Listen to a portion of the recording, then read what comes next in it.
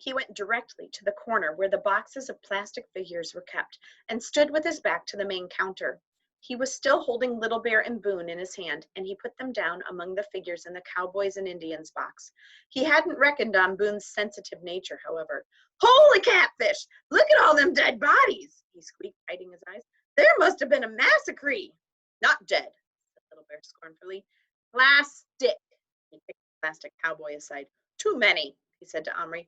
"You find women. I choose." "You'll have to be quick," said Omri in a low voice. He was already rummaging through the box, picking out the Indian women. There were very few. Of the 5 he found, 1 was clearly old and 2 had babies tied on their backs and parcels laced up like boots. "You don't want one with a baby, I suppose?" Little Bear gave him a look. "No, I thought not," said Omri hastily. "But what about these?" He stood with the 2 other figures on the edge of the table. The Little Bear jumped down and faced them. He looked carefully first at one, then at the other. They both looked the same to Omri, except that one had a yellow dress on and the other a blue. Each had a black pigtail and a headband with a single feather, and moccasins on her feet. Little Bear looked up. His face showed furious disappointment. "No good," he said. "But there aren't any others." "Many, many plastic. You look good. Find other." Omri rummaged frantically right to the bottom of the box. Kids were beginning to come into the shop. He had almost despaired when he saw her. She lay face down on the very bottom of the box, half hidden by 2 cowboys on horses.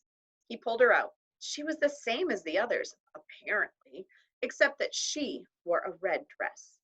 They obviously all came out of the same mold because they were all in the same position, as if walking.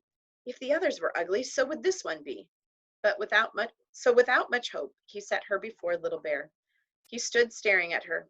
The shop was getting busy now. At any moment, somebody would come up behind him, wanting to buy a plastic figure. "Well?" asked Omri impatiently. For another 5 seconds, Little Bear stared. Then, without speaking a word, he nodded his head. Omri didn't wait for him to change his mind. He scooped him up and Boone back into his pocket and, picking up the approved figure, made his way to the counter. "Just this one, please," he said. Mr. Yap was looking at him. A very odd look. "Are you sure you only want the one?" he asked. "Yes." Mr. Yap took the plastic figure, dropped it into a bag, and gave it back to Omri. 10 pence. Omri paid and left the shop. Suddenly, he felt a hand on his shoulder. He spun around. It was Mr. Yap. The look on his face was now not odd at all, but red and angry. "Now you can hand over the 2 you stole." Omri stood aghast. "I didn't steal any." "Don't add lying to your faults, my lad. I watched you put them in your pocket. Cowboy and an Indian." Omri's mouth hung open. He thought he was going to be sick. "I didn't," he tried to say, but no words came out.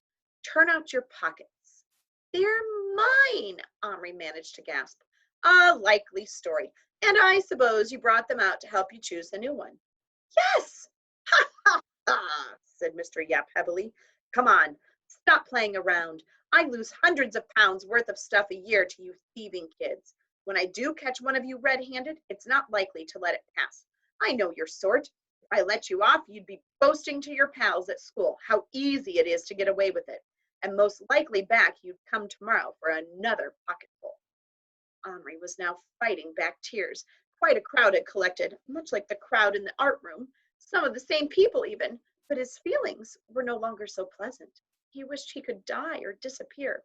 "It's no good trying to get around me by crying," shouted Mr. Yap. "Give them back right now, or I'll call the police." All at once, Patrick was beside him.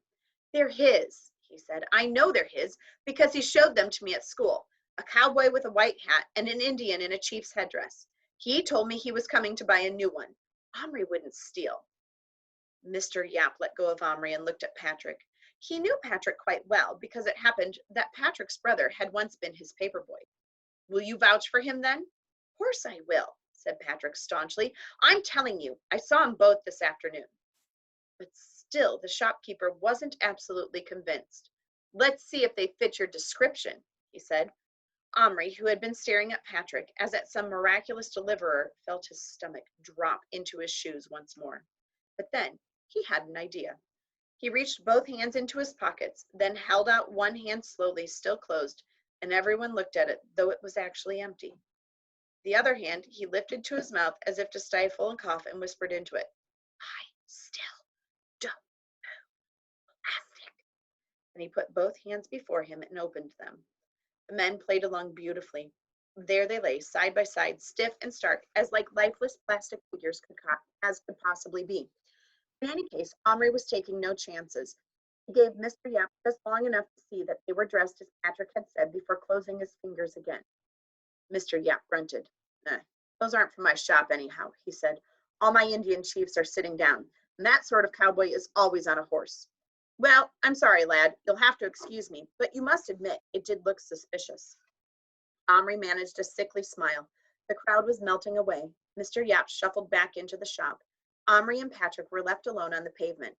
Thanks, said Omri. It came out as croaky as a frog. That's okay. Have a toffo. They each had one and walked along side by side. After a while, they gave each other a quick grin. Let's give them some. They stopped, took the men out, and gave them each some bits of the chocolate. That's a reward, said Patrick, for playing dead. Little Bear then naturally demanded to know what it had all been about, and the boys explained as well as they could. Little Bear was quite intrigued. Man think Omri steal Little Bear? Yes. And Boone? Omri nodded. Omri fool to steal Boone, roared Bear, laughing. Boone, stuffing himself with chocolate, gave him a dirty look. Where woman? Asked Little Bear eagerly. I've got her. When make real? Tonight. Patrick gave him a look of pure longing, but he didn't say anything. They walked along again. They were getting near Omri's house. Omri was thinking. After a while, he said, Omri, what about you staying, or Patrick, what about you staying the night? Patrick's face lit up like a bulb. Could I? And see? Yes. Wow. Thanks. They ran the rest of the way home. And that's the end of chapter 13.